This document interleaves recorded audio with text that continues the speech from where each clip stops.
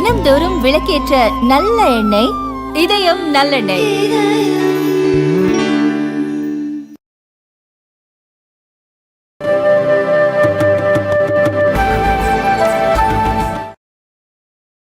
Union Cabinet met today and took some important decisions.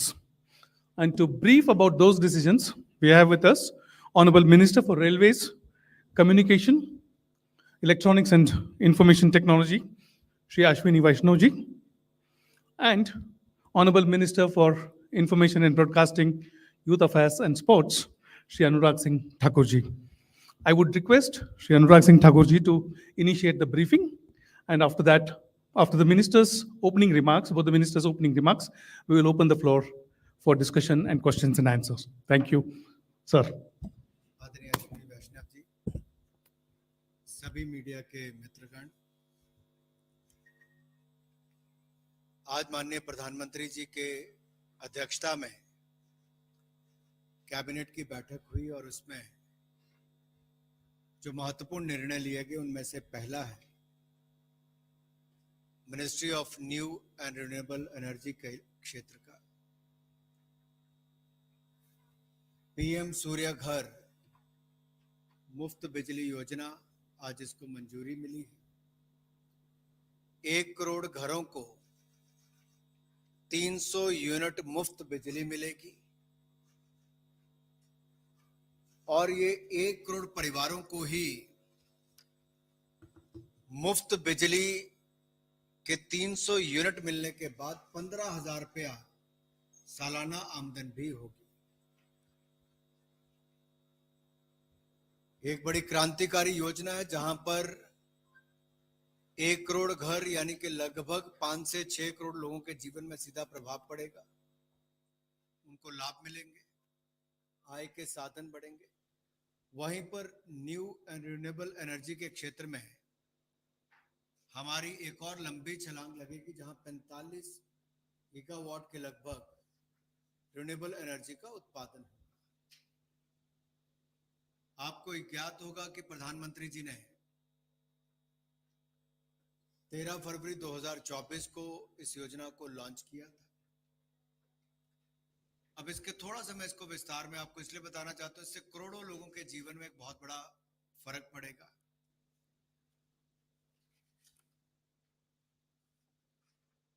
हर परिवार के लिए 2 किलोवाट तक के रूफटॉप सोलर प्लांट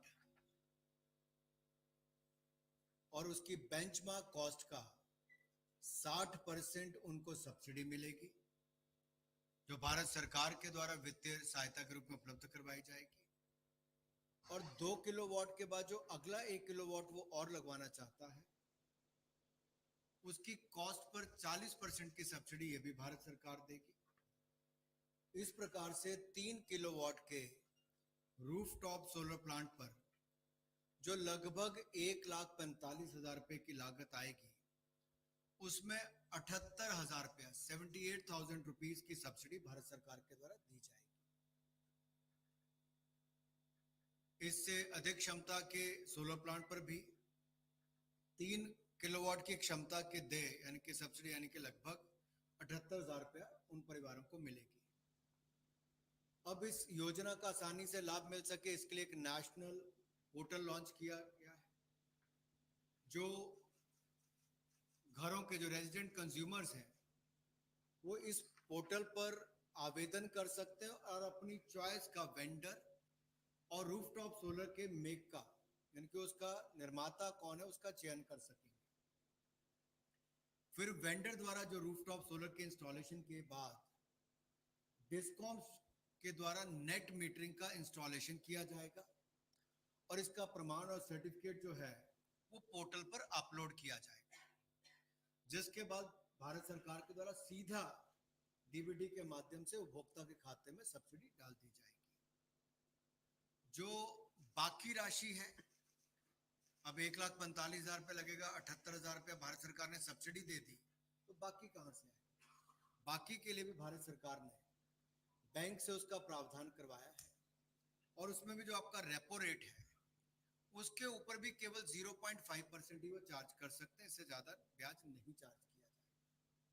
तो इसको और कॉस्ट इफेक्टिव और लाभकारी बनाने के लिए भारत सरकार ने ये भी किया और बैंक से सस्ती ब्याज दर पर ये लोन उपलब्ध होगा। कंज्यूमर जो भोगता है वो प्रति माह बिजली के बिल से होने वाली बचत, क्योंकि 300 यूनिट तो उसको मुफ्त में मिल जाएंगे, तो बिजली का बिल में बचत होगी वो भी, और जो एडिशनल यूनिट इसके बनते हैं उसको नेट मीटरिंग के माध्यम से जब बिकेगा तो उसमें से उसको पैसा मिलेगा। अब जैसे कि प्रतिमाह लगभग अगर 1875 रुपए का भुगतान वो करता था तो उसमें से 610 रुपए की अब राशि लोन की ईएमआई के रूप में जा सकती है और 1265 रुपया जो उसका अलग से बचेगा, जो बिल नहीं देना पड़ता, तो उसको नकद यानी कि एक तरह से साल भर में लगभग 15,000 रुपए की बचत एक एक परिवार को होगी। तो 1 करोड़ परिवारों को 15,000 रुपया सालाना बचत भी हुई और 300 यूनिट प्रतिमाह बिजली भी मुफ्त में मिलने का काम हुआ। अगर उसको भी 600 रुपए के हिसाब से गिने तो लगभग साल का 7200 रुपया वो भी बनता है। अब जब आरडब्ल्यूए और ग्रुप हाउसिंग सोसाइटीज के लिए कॉमन फैसिलिटीज के लिए और कॉमन एरिया लाइटिंग या फिर इलेक्ट्रिक व्हीकल चार्जिंग आदि के लिए 500 किलोवाट तक के रूफटॉप सोलर प्लांट के लिए 18,000 रुपए प्रति किलोवाट की सब्सिडी दी जाएगी। इसके अलावा जो डिस्कॉम्स है इनको भी अपना आधारभूत ढांचा, इंफ्रास्ट्रक्चर और टेक्नोलॉजी को अपग्रेड करना पड़ेगा, डेडिकेटेड मैन पावर देनी पड़ेगी। उस व्यवस्थाओं के लिए भारत सरकार उनको इंसेंटिव देगी। कमर्शियल अथवा इंडस्ट्रियल सेक्टर के लिए भी जो रूफटॉप सोलर है उसको प्रमोट करने के लिए नेशनल पोर्टल पर सिंगल विंडो क्लियरेंस का प्रावधान किया जाएगा। ये सुविधा मिलेगी और एमएसएमई जो हमारा लघु सूक्ष्म उद्योग है उसको कम ब्याज पर फाइनेंस प्रोडक्ट को बैंकों के द्वारा उपलब्ध करवाया जाएगा। हर जिले में एक मॉडल सोलर विलेज बनाया जाएगा, यानी कि वहां पे घरों के छतों के ऊपर ये रूफटॉप सोलर प्लांट लगे होंगे। इसी तरह से ही रिन्यूएबल एनर्जी सर्विस कंपनी रेस्को पर आधारित रूफटॉप सोलर्स के मॉडल को बढ़ावा देने के लिए पेमेंट सिक्योरिटी सुनिश्चित करने के लिए डेडिकेटेड फंड भी बनाया जाएगा। अब इसमें कहीं अर्बन लोकल बॉडीज और हमारी जो पंचायती राज संस्थाएं वो ना रह जाएं, वो भी रूफटॉप सोलर प्लांट्स की एग्जीक्यूशन में जो बढ़िया काम करेंगी उनको हम इंसेंटिव देंगे और केंद्र सरकार के सभी भवनों पर 2025 तक प्रायोरिटी बेसिस पर मिशन मोड में रूफटॉप सोलर का डिप्लॉयमेंट किया जाएगा। एक इसमें आप सबके ध्यान में डाल दो, जो भारत में मैन्युफैक्चर्ड सेल्स और मॉड्यूल होंगे उन्हीं का ही स्कीम में उपयोग किया जाएगा और सब्सिडी के आप पात्र बनेंगे। अब इसको 2023-24 से लेकर 2026-27 तक का प्रावधान रखा है और इसमें कुल मिलाकर 75,021 करोड़ रुपया का प्रावधान किया गया है और ये सेंट्रल सोलर स्कीम है, यानी कि पूरा पैसा जो सब्सिडी का है वो भारत सरकार ही देगी और बैंकों से भी रेपो रेट के ऊपर केवल 0.5% ब्याज लिया जाए, इसका प्रावधान भी भारत सरकार करेगी। अब 45 गीगावाट की रूफटॉप सोलर की जो कैपेसिटी तैयार होगी इसमें 30 गीगावाट की केवल रेजिडेंशियल एरिया में ही तैयार होगी। सो इससे जनरेट होने वाली सरप्लस बिजली को भी नेट मीटरिंग के आधार पर बाकियों को भी दिया जाएगा। इस स्कीम के क्रियान्वयन से देश में सोलर मैन्युफैक्चरिंग को, सप्लाई चेन को और इंस्टॉलेशन और ऑपरेशन मेंटेनेंस, इन सब में लगभग 17 लाख लोगों को सीधे तौर पर रोजगार के अवसर मिलेंगे। 17 लाख लोगों को सीधे रोजगार के अवसर, और इसमें देश में सोलर एनर्जी का इकोसिस्टम भी सुदृढ़ होगा। जो दूसरा विषय है वो कृषि से और खेती बाड़ी से जुड़ा हुआ है, और जब मैं कृषि की बात करता हूं तो खाद, यूरिया, इस सब का एक बहुत बड़ा महत्व है। अब पिछले कल ही जैसे माननीय प्रधानमंत्री जी ने हजारों नहीं करोड़ों किसानों को हजारों करोड़ रुपए की किश्त दी और ये लगातार लगभग 3 लाख करोड़ रुपया भारत सरकार ने पीएम किसान सम्मान निधि से आज तक मदद की है। लेकिन एक मदद जो लगातार भारत सरकार करती रही वो ये भी है कि दुनिया भर में खाद यूरिया के दाम कई गुना बढ़ गए, लेकिन मोदी जी ने कहा था किसान के ऊपर खाद और यूरिया के बढ़ते जो दाम दुनिया भर के हैं उसका हिंदुस्तान के किसानों पर बोझ नहीं पड़ने देंगे। और लाखों करोड़ की सब्सिडी हमने पिछले कुछ सालों में दी।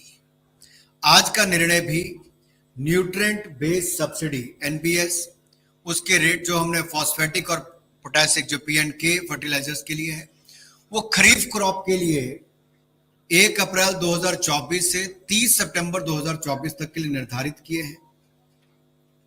अंतर्राष्ट्रीय बाजारों में उर्वरकों की बड़ी दरों का प्रभाव किसानों पर ना पड़े, इसलिए निर्णय लिया गया है कि जिस दाम पर पिछले साल ये मिलते थे उतने ही दाम पर इस साल भी मिलेंगे, कोई बढ़ोतरी नहीं होगी, 1 रुपया भी दाम नहीं बढ़ाया गया है।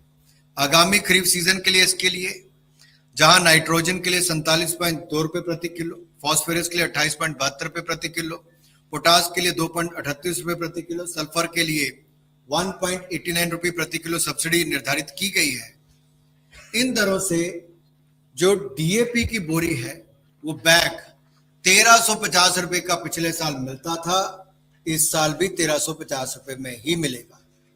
इसी प्रकार से एनपीके 1470 रुपए प्रति बैग और एमओपी 1677 रुपए प्रति बैग मिलता था, ये भी पुरानी दरों से ही मिलता रहेगा, कोई रेट इसमें नहीं बढ़ाया जाएगा। और जो सिंगल सुपर फॉस्फेट है एसएसपी जो कि देश में उत्पादित होता है, इसको और बल मिले, डीएपी का विकल्प हो, इसके लिए जो ट्रांसपोर्टेशन सब्सिडी या फ्रेट सब्सिडी हम देते हैं वो जारी रखी जाएगी ताकि इसको भी और बल मिले।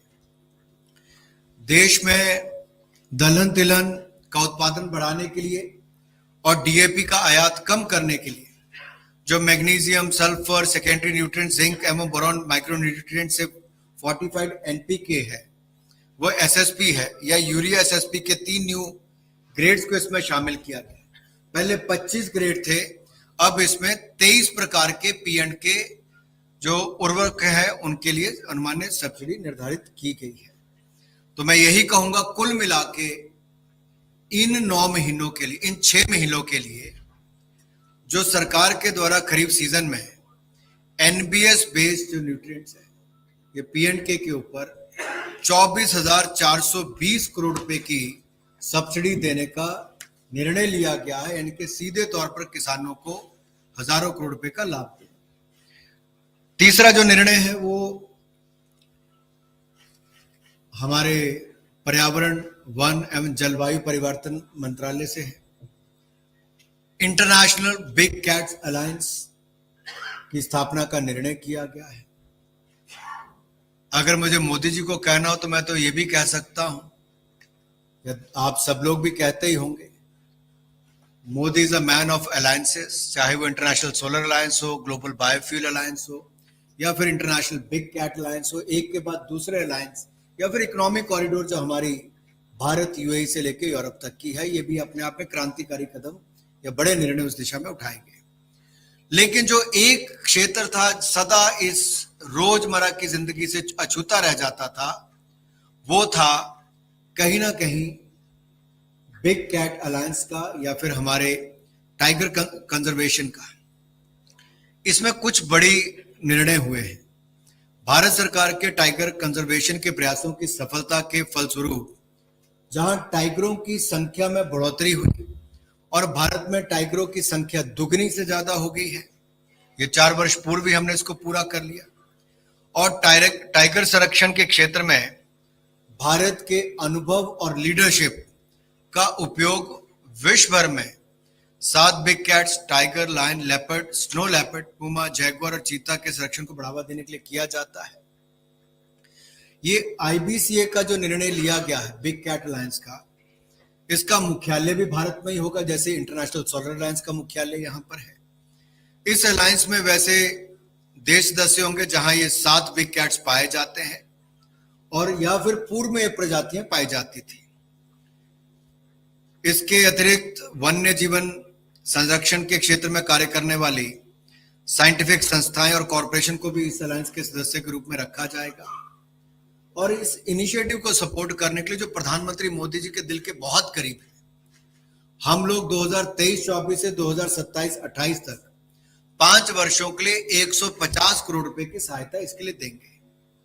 सो IBCA की इंटरनेशनल बिग कैट अलायंस की स्थापना से सभी देश जो सदस्यता देश हैं उनमें 7 बिग कैट्स के हैबिटेट तथा प्रे के संरक्षण से जुड़े इनोवेशन R&D कैपेसिटी बिल्डिंग का कार्य किया जा सकेगा। अभी कुछ दिन पहले आपने प्रधानमंत्री मोदी जी का मन की बात कार्यक्रम सुना होगा, उसमें भी उन्होंने देखा कि भारत में टेक्नोलॉजी का उपयोग करके कैसे इनके संख्या को बढ़ाने में बल मिला, इनके ऊपर नजर भी रखी गई, इनको बचाया भी गया, और जो इनको संकट जिन लोगों से खड़ा होता था उनके खिलाफ भी कड़ी कार्रवाई कैसे की गई। और चीता जो यहाँ लुप्त हो गया था उसको भी जितने लाए थे 20, अब उसके शावक मिलाकर 21 हो गए हैं। एक और निर्णय जो चौथा है वो खनन मंत्रालय से लेकर है हमारे माइंस एंड मिनरल। अब कुछ क्रिटिकल मिनरल्स ऐसे हैं जिसकी आज तक ना कभी देश में नाम लिया गया ना उसको सूचीबद्ध किया गया, लेकिन मोदी सरकार में वो भी शुरुआत हुई और ऐसे 24 क्रिटिकल एंड स्ट्रेटेजिक मिनरल्स का उल्लेख या उसको खोजने का काम और फिर उसका उल्लेख भी किया गया। इनमें से 12 मिनरल के रॉयल्टी दाम जो तय किए जा चुके हैं और इसको रैशनलाइज करने का निर्णय भी यहाँ पे किया गया। इसका मैं एक एक करके आपको संक्षिप्त में बताता हूँ, बाकी डिटेल प्रेस नोट आपको बाद में दे देंगे।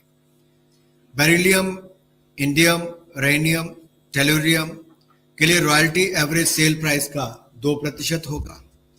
टंगस्टन के लिए और टंगस्टन ऑक्साइड के ASP का 3%, cadmium, cobalt, titanium, gallium, selenium, tantalum, vanadium या फिर वेनेडियम ऑक्साइड जिसको हम कहते हैं, इसके लिए 4% होगा।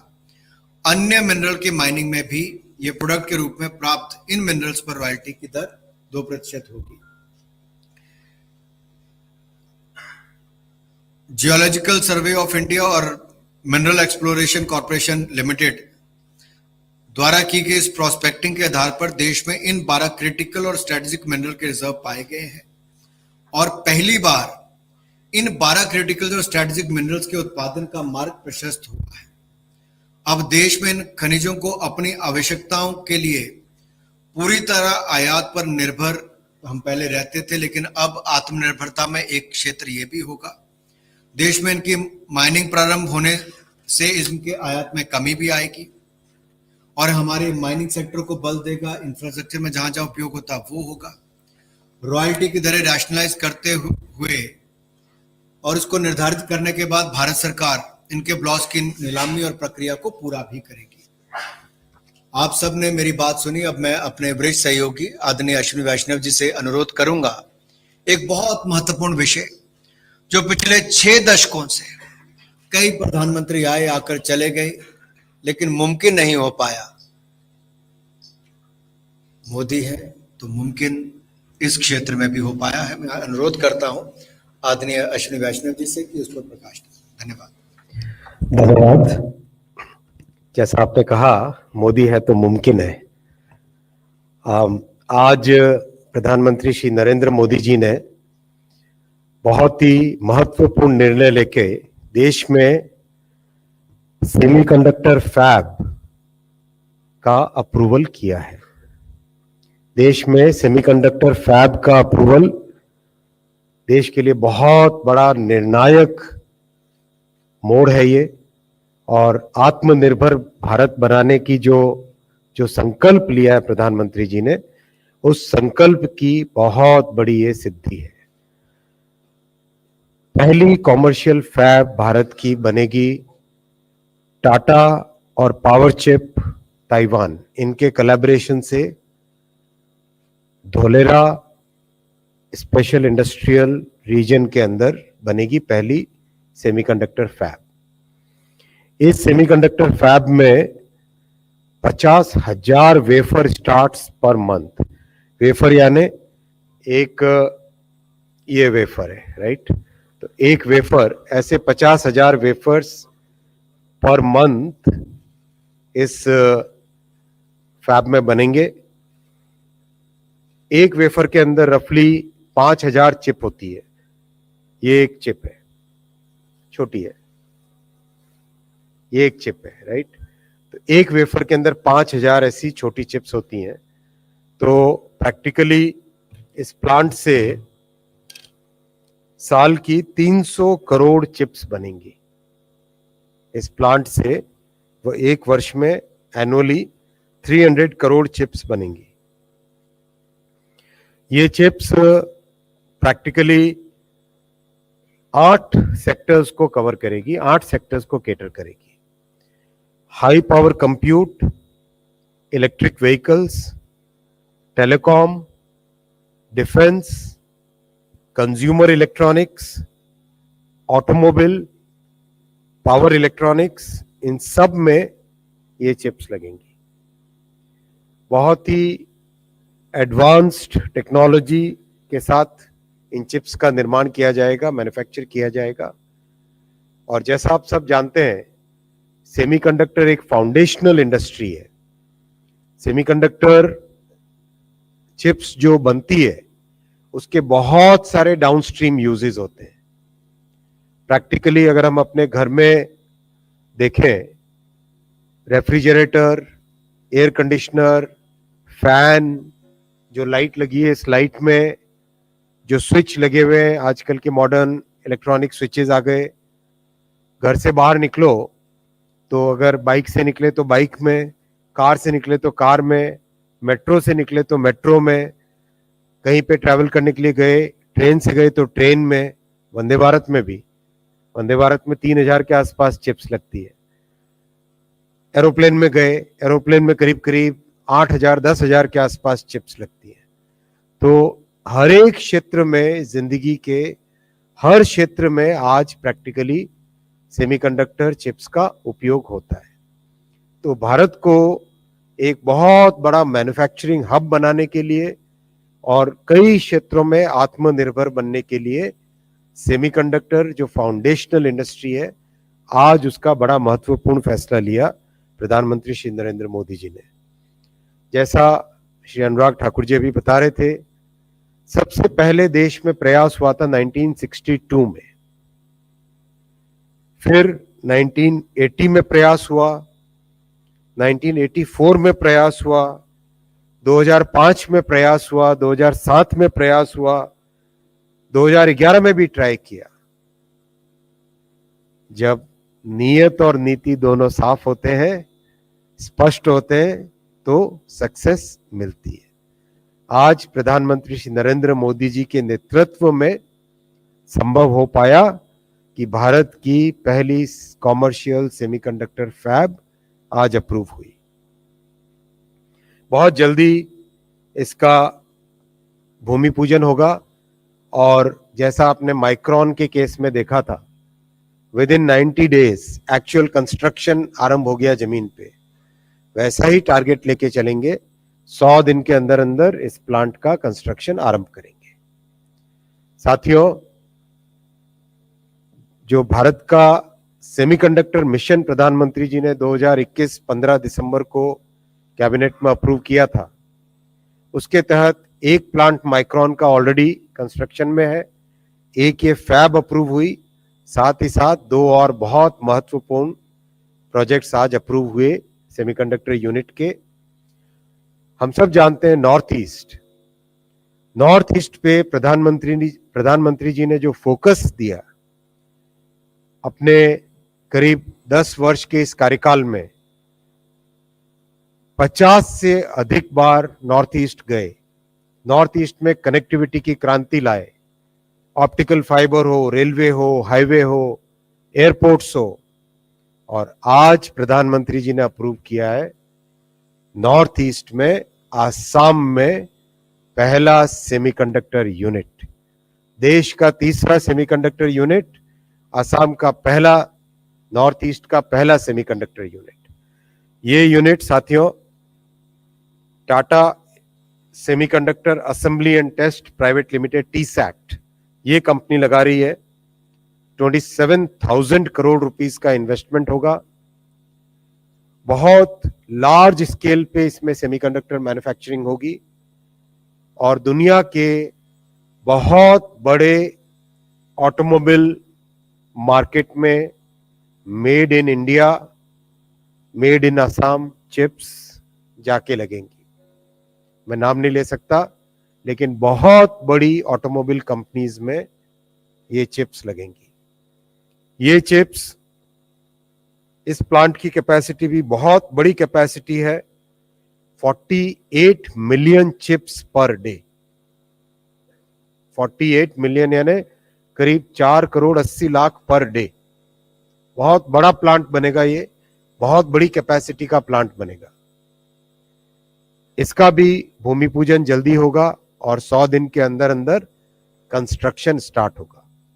आप सब जानते हैं साथियों, नॉर्थ ईस्ट में इन्वेस्टमेंट की बात जब करते थे, कभी उसमें टेक्नोलॉजी इन्वेस्टमेंट की बात नहीं हुई थी। ये मोदी जी ने ही सारी प्रथा बदली और आज नॉर्थ ईस्ट में भी एक बहुत ही हाईटेक, अत्याधुनिक टेक्नोलॉजी का प्लांट अप्रूव हुआ है। तीसरा प्लांट गुजरात के साणंद में सीजी पावर का प्लांट ये लगेगा।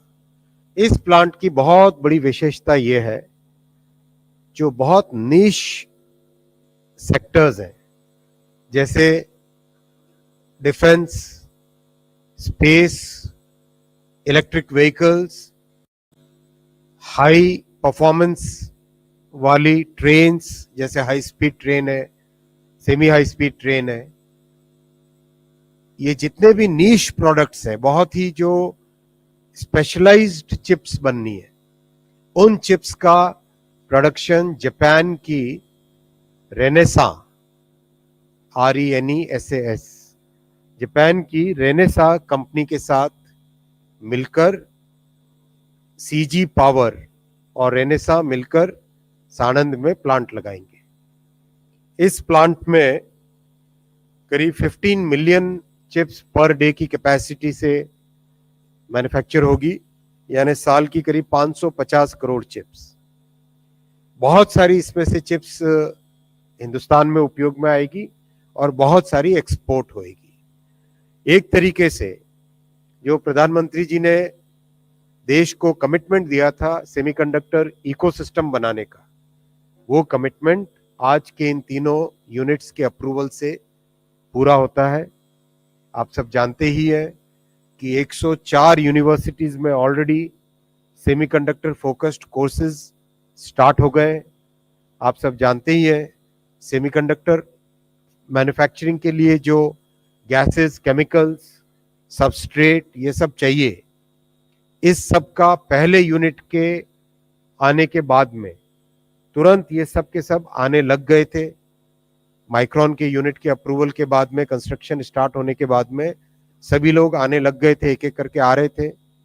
और अब आज के तीनों अप्रूवल्स के बाद में, तीनों प्लांट के अप्रूवल के बाद में बहुत तेज गति से सेमीकंडक्टर इकोसिस्टम देश में डेवलप होगा।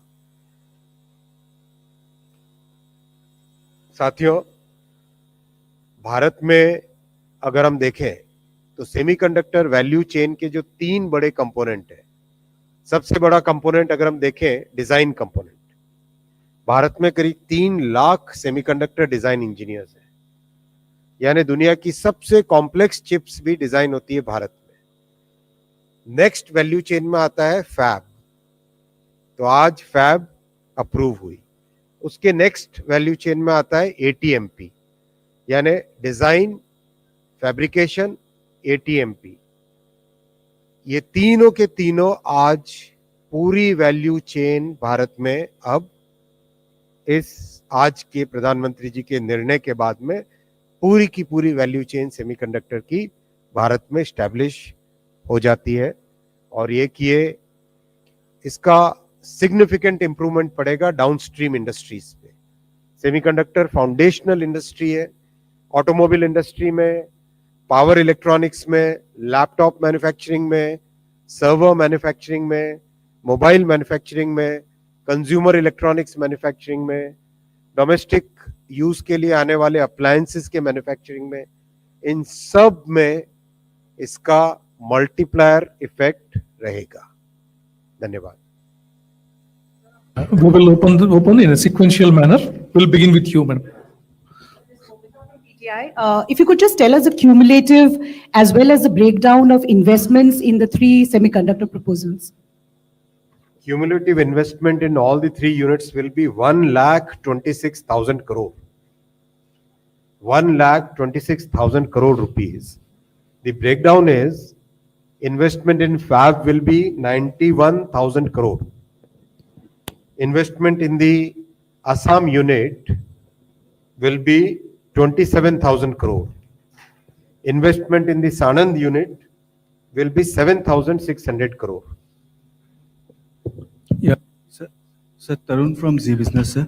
अनुराग सर, आपसे सवाल है कि जो आपने रूफटॉप सोलर के लिए जो आज पॉलिसी अनाउंसमेंट करी है, उसमें सर आपने कहा कि repo rate plus 0.5% loan rate होगा। तो सर क्या बाकी जो इंटरेस्ट रेट का दर होगी, क्या उसको सब्सिडाइज करेगी सरकार, या ये लेंडर्स को अपने लेना पड़ेगा इसका बाहर?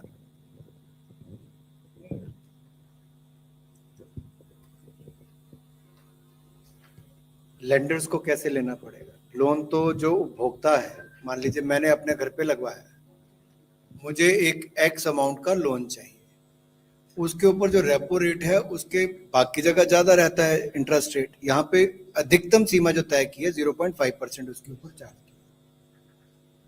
और जब मेरी आमदन होगी, जब मेरा उत्पादन होगा 3 किलोवाट के यूनिट से, उसमें पहले 300 यूनिट मुझे मुफ्त में मिलेंगे, उसके जो अतिरिक्त यूनिट्स हैं वो नेट मीटरिंग के माध्यम से बिकेंगे।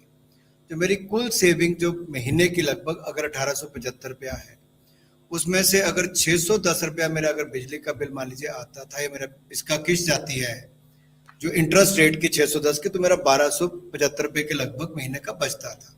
सालाना मिला के वो 15,000 रुपया बनता है। अभी भी इसमें कुछ और क्लियर कर।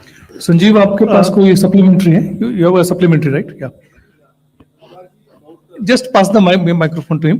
Yeah. इसका मतलब रूफटॉप सोलर लगवाने वाले काफी हैं। No, since it concerns the common Sanjeev, man. please, Yeah. go ahead. Anurag ji, on the solar rooftop scheme, I wanted to know, you just mentioned that there'll be a model village set up in every district of the country.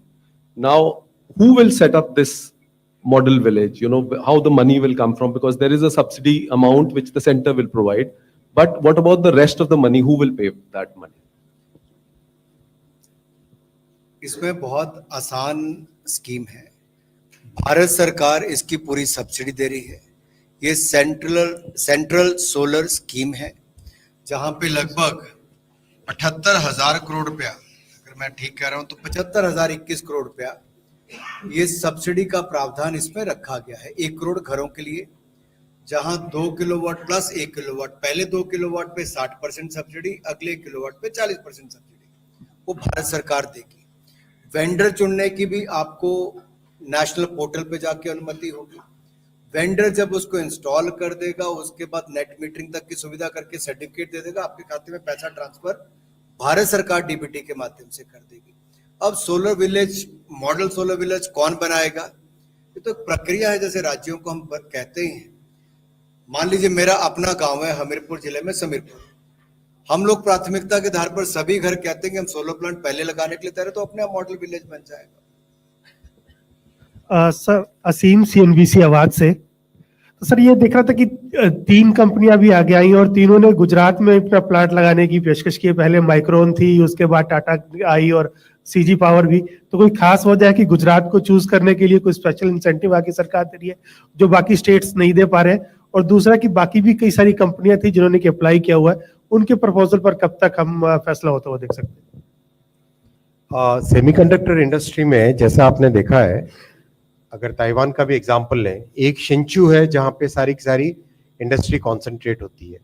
कारण ये है कि इसका जो ecosystem होता है वो बहुत ही कॉम्प्लेक्स होता है, बहुत कॉम्प्लेक्स इकोसिस्टम होता है।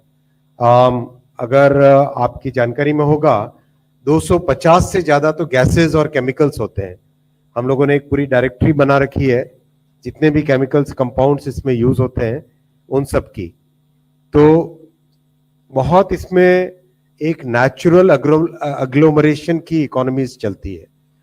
हमारी तरफ से सारे के सारे स्टेट्स को प्रोत्साहन देते हैं, एनकरेज करते हैं कि आप सब अपने अपने स्टेट में सेमीकंडक्टर इंडस्ट्री को डेवलप करने के लिए प्रयास कीजिए।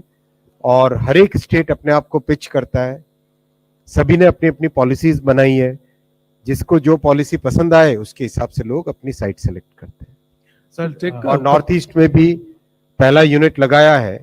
नॉर्थ ईस्ट में भी जो पहला यूनिट अप्रूव हुआ है, उसमें राज्य सरकार की तरफ से जो प्रयास हुए उसी के कारण उनका अप्रूवल हुआ।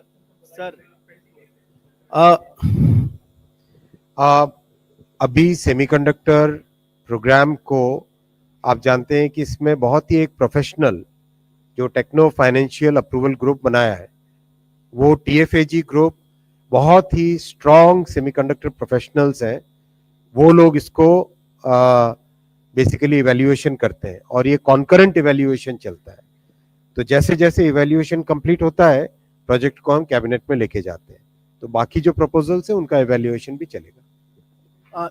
सर अनुराग जी से और अश्विनी जी से, आप दोनों से एक छोटा सवाल है और आम लोगों से संबंधित है, टेक्निकल नहीं है।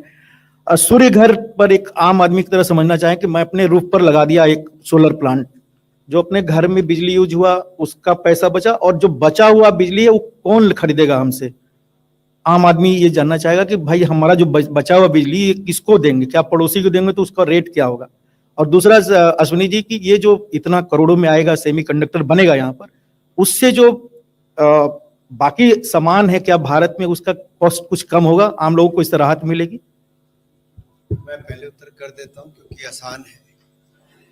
PM सूर्य घर योजना में जहां मुफ्त बिजली स्कीम है, 300 यूनिट आपको मुफ्त मिलेंगे, और 300 यूनिट तब मुफ्त मिलते हैं जब आप 2 किलोवाट का या फिर 3 किलोवाट का सोलर पैनल, जो रूफटॉप सोलर प्लांट लगाते हैं।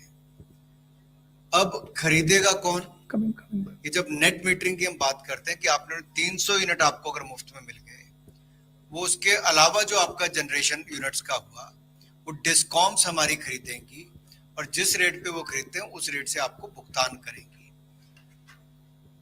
और आपके खाते में वो पैसा आ जाएगा। हर राज्य में डिस्कॉम्स है,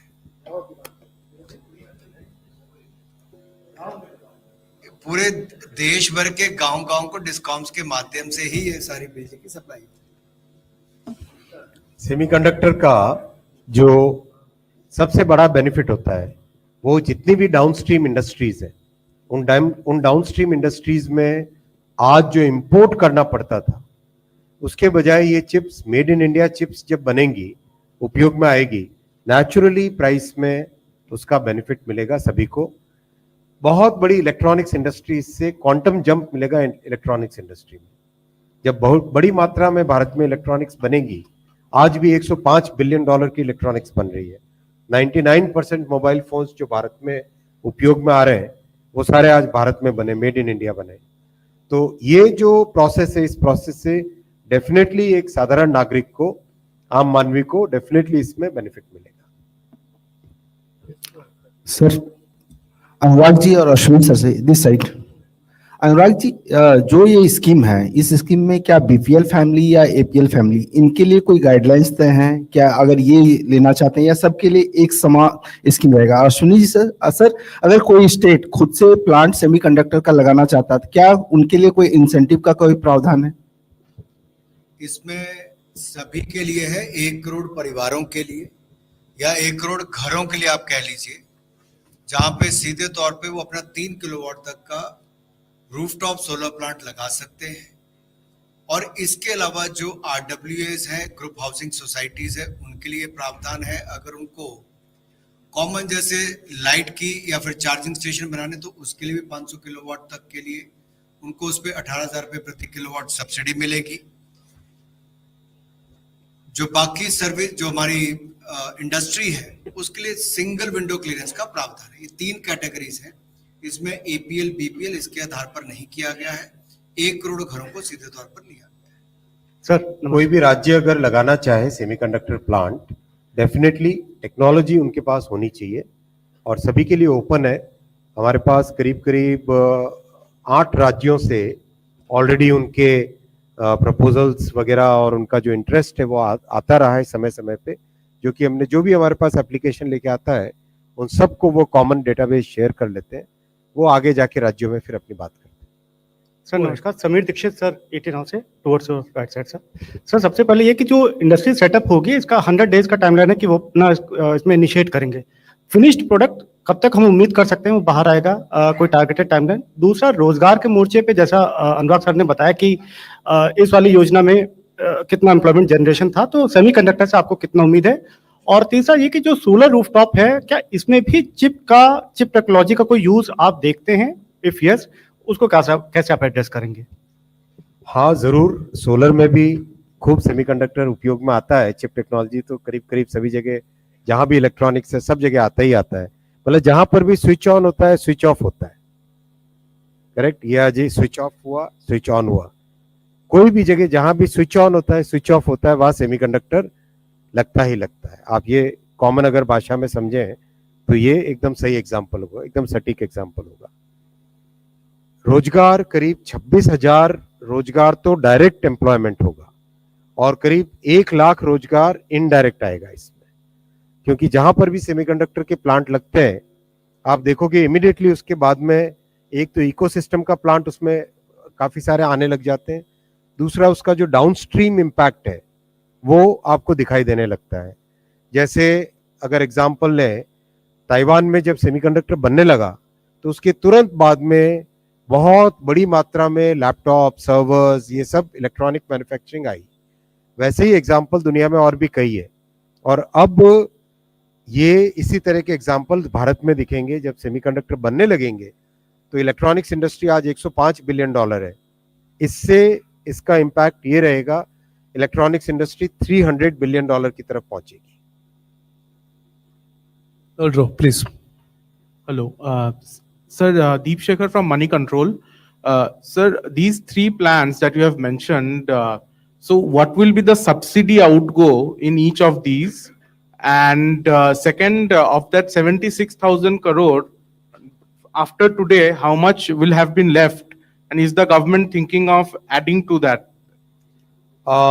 ये तीनों के तीनों प्लांट प्लस प्रीवियस प्लांट मिला के बेसिकली बहुत ही एक क्लियरली डिफाइंड टेक्निकल पैरामीटर्स है, जिसके बेसिस पे कितना गवर्नमेंट का इंसेंटिव रहेगा, स्टेट गवर्नमेंट का कितना रहेगा, सेंट्रल गवर्नमेंट का कितना रहेगा, वो पूरा उसके प्रोसेस में डिफाइन होता है। और बहुत सारी जो प्राइसेस की बेंचमार्किंग ग्लोबल बेंचमार्किंग से होती है, तो जैसे जैसे प्राइस डिस्कवरी होएगी उसके हिसाब से ओवरऑल पता चलेगा।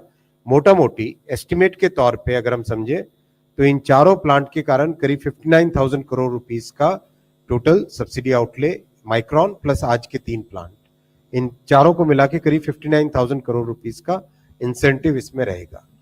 और इसके आगे के प्लांट्स के लिए इस स्कीम को, जैसा मोदी जी ने कहा था, बहुत स्पष्ट तौर पे पीएम साहब ने गाइड किया था कि हमें सेमीकंडक्टर प्रोग्राम को 20 साल के हिसाब से डिजाइन करना चाहिए। तो एटलीस्ट नियर फ्यूचर में कई और सेमीकंडक्टर के इनिशिएटिव्स आप लोग देखेंगे। नेक्स्ट शिशिर, हिंदू बिजनेस लाइन। हेलो, चल रहा है शिशिर जी? हाँ सर, मेरे 2 सवाल हैं। पहला तो ये कि जो आपने सोलर रूफटॉप के लिए जो स्पेशल स्कीम की बात की है, क्या ये बैंकों का स्पेशल स्कीम होगा जो कि केवल इसी प्रोजेक्ट के लिए दिया जाएगा? Number 1 sir. दूसरा, बजट में 10,000 करोड़ का प्रावधान था और अभी आप 78,000 करोड़ की बात कर रहे हैं, तो क्या इसका ये मतलब समझा जाए कि आगे चल करके इसका प्रोविजन आएगा तभी जाकर के, क्योंकि अभी तो सिर्फ 10,000 करोड़ का ही प्रोविजन है? और इसी का एक पार्ट ये है सर कि पुरानी जो योजनाएं चल रही हैं सोलर रूफ पावर के लिए, वो क्या सबस्यूम हो जाएंगी नई वाली योजना में? इसके लिए मैं इतना ही कहूंगा, बैंकों से बात की जा चुकी है और इसलिए ही कैप लगाई गई है। 0.5% ही ज्यादा से ज्यादा चार्ज कर सकते हैं रेपो रेट के ऊपर। वो सबसे बातचीत करने के बाद ही इस योजना को लेकर आए हैं। और जो डायरेक्ट बेनिफिट डीबीटी की बात कही, वो भी कंज्यूमर के खाते में भारत सरकार ही डालने वाली है नेट मीटरिंग के बाद।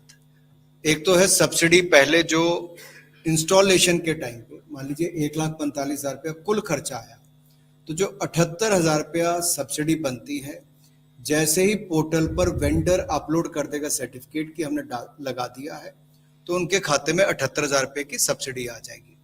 जो बाकी पैसा है वो अगर बैंक से लिया है तो वो भी आपके महीने की जो बिलिंग होगी नेट मीटरिंग के बाद 300 यूनिट बिजली के मुफ्त लेने के बाद जो पैसा आपका बचेगा, जो आपकी आमदन होगी लगभग 1,265 रुपया, वो उसमें ये आपकी आमदन होगी, लेकिन 610 रुपए की आपकी किस्त जो बाकी अमाउंट है उसके अनुसार कटती रहेगी। तो कुल मिला के अगर आपका 1875 रुपए बचे तो 610 रुपए आपका किस्त के रूप में चले गया, इंस्टॉलमेंट के रूप में, जो आपको ब्याज का देना था plus interest, installment plus interest, और यहां पर आपको 1,265 रुपए आमदन होगी एक महीने की, यानी कि सालाना 15,000। ये 7 साल में आपका लोन अमाउंट लगभग पूरा हो जाएगा और 7 साल के बाद वो 600 रुपया भी आपकी आमदन के रूप में ही आ जाएगा। उसका मुझे आइटम आपको बाद में बता दें। Yeah, Oh, please go Vaishnav, ahead. sir, this is Sumit Chaturvedi from ET Now. I just would like to understand, sir, were there some other proposals today out of which these three were approved, or there were just three approved and three were presented? The process works in the way that once the techno-financial team, when the team of experts, when they recommend some proposal, then only we go to the cabinet. Yeah, next question, Deepak Dash, Times of India. Sir एक सवाल मेरा सूर्य घर के ऊपर है। एक तरफ तो ये सरकार मुफ्त के खिलाफ है और एक तरह से ये मुफ्त बिजली जो आएगा वो सब्सिडी के थ्रू आएगा, so indirectly government is also giving मुफ्त बिजली 300 units. How do you justify it? That is one. And number two question sir, जो आप फर्टिलाइजर के ऊपर बोले on 5 as the new fertilizer should also be getting this subsidy, can you give little more details about that? मैं पहला तो आपको कह दूं कि ये जो 75,021 करोड़ रुपया पीएम सूर्य घर के अंतर्गत दिया गया है, इससे लाभ क्या मिलने वाला है? सबसे बड़ा लाभ है कि 1 करोड़ परिवारों को 300 यूनिट बिजली के मुफ्त मिलेंगे और उनकी 15,000 रुपए सालाना आय होगी। अब इससे सरकार को या देश को क्या लाभ मिलेगा? 17 लाख लोगों को रोजगार के अवसर मिलेंगे। मैन्युफैक्चरिंग कैपेसिटी जो हमारी हिंदुस्तान की है वो और बढ़ेगी। रिन्यूएबल एनर्जी के प्रति हमारी जो प्रतिबद्धता है वो हमने 45 गीगावाट उसमें और ऐड करने वाले हैं। आपका पूरा इकोसिस्टम जो सप्लाई चेन, इंस्टॉलेशन, इन सबको इससे बल मिलने वाला है। मेंटेनेंस के लिए भी इसमें बाद में हजारों लोगों को रोजगार स्वरोजगार के अवसर मिलेंगे। तो एक और तो आम परिवार के लिए, जनता के लिए अपनी बिजली की खपत जो महीने की होती है वो मुफ्त में हो गई, यानी कि कोई पैसा नहीं खर्च करना पड़ा। दूसरा, कमाई के अवसर मिल गए अपनी छत पर ही रूफटॉप सोलर लगाने के बाद। तो इसमें दोनों तरह से जनता का लाभ है। जेब से देना भी नहीं पड़ रहा, लेकिन जेब भरने का काम भी हो रहा है, क्योंकि कमाई हो रही है ईमानदारी से। सरकार का खजाना भी नहीं लूट रहा है इसमें। Yeah, front row, please go ahead. Yes, sir. Sir, this is Aditi from Hindustan Times. I have two questions. The first is for Mr. Vaishnav. Which is the automobile company to which the chips will be exported from Assam, and which are the 8 states that have expressed interest in setting up semiconductor plants? And to Mr. Thakur, this is about the International Big Cat Alliance that was announced last year in April 2023. And there was no outlay at that time. So what has been done in the last 10 months? Because at that time it was announced that the alliance would become self-sustaining within 5 financial years. The states which have shown good interest are practically spread across the country. I wouldn't like to take any individual state's name. It's not proper. It's a position of responsibility, so I wouldn't like to take any individual names, but spread across the country. People are very actively working with the semiconductor applicants, with the industry. They are trying to find out which is the best way they can attract the industry to their state. Regarding the companies to which chips will be supplied, it's a wide spectrum of companies to which the chips will be supplied, including Indian companies, American companies, European companies, and also some Japanese companies. Yeah, from the Assam unit, I'm saying. It will be a good, very good export as well as domestic use. Automobile, I said 6-7 sectors are there. I can tell the names of the sectors: automotive, electric vehicles, consumer electronics, telecom, and mobile phones. I'm talking about that unit only. Yeah. The next question, please. Wait, मेरा उत्तर है क्या? Sir, I mean, okay. On the International Big Cat Alliance, see, it's a noble cause, and India is taking the leadership. And to give 150 crore rupees for a 5-year span for the Big Cat Alliance, I think it's a very small amount. For anything to become self-sustainable, it takes some time. But the priority is to work in these areas where not many countries are working. Only very few have the potential where these 7 exist or existed at some time. So I think for that innovation, R&D and the capacity building, some money was required and that has been provided. That we will also give it to you. Yeah. Please go ahead.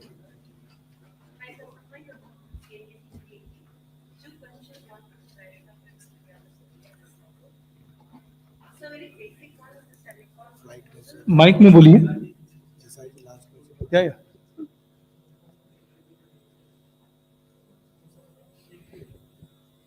Yeah. I hope I'm more audible now. Thank you very much. So a very basic question to Mr. Vaishnav. Pardon me for this. But is there any other semicon proposal that has been approved, or is it only the Tatas? Because we've been talking about 3 of them. That's one, sir. And second, Mr. Thakur, in terms of the solar rooftop scheme, what's the kind of timeline that we are looking at in terms of the installation of these 1 crore rooftops? And plus, I think you also mentioned that housing societies can also avail some kind of indirect benefit. So could you please tell us something on that? One proposal is from Tata Electronics.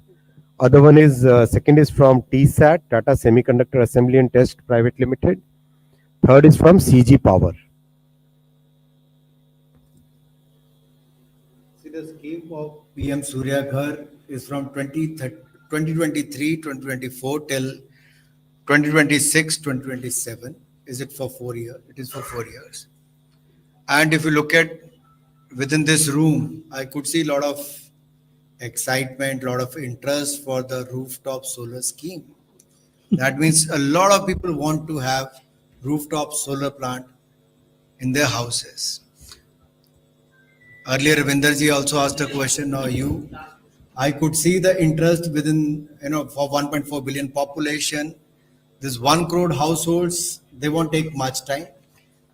But I'm sure the PM's overall thought process of enhancing the manufacturing capability, creating the ecosystem, and also to generate 45 gigawatts of solar renewable energy is going to bear fruits very soon.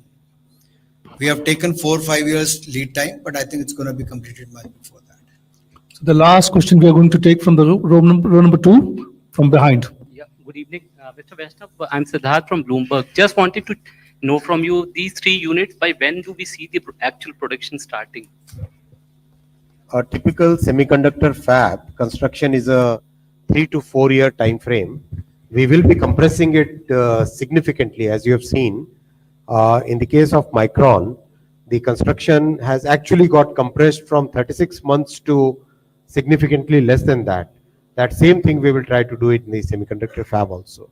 From the Micron unit, the first chip is likely to be shipped out by December 24. I also want to share one more item which I missed in the initial briefing. Our country has today developed the ATMP technology also. This is a very significant point. As I was sharing, there are 3 parts in the value chain: design, fabrication, and ATMP. Over a period of last many months, we have been working on it, and the ATMP technology we have been able to develop. And through this process, through these 3 projects, we will make sure that we become Atmanirbhar even in the fabrication technology. Thank you, ministers, for your very elaborate briefing. And thank you all friends from media for attending this well-attended cabinet briefing. Thank you.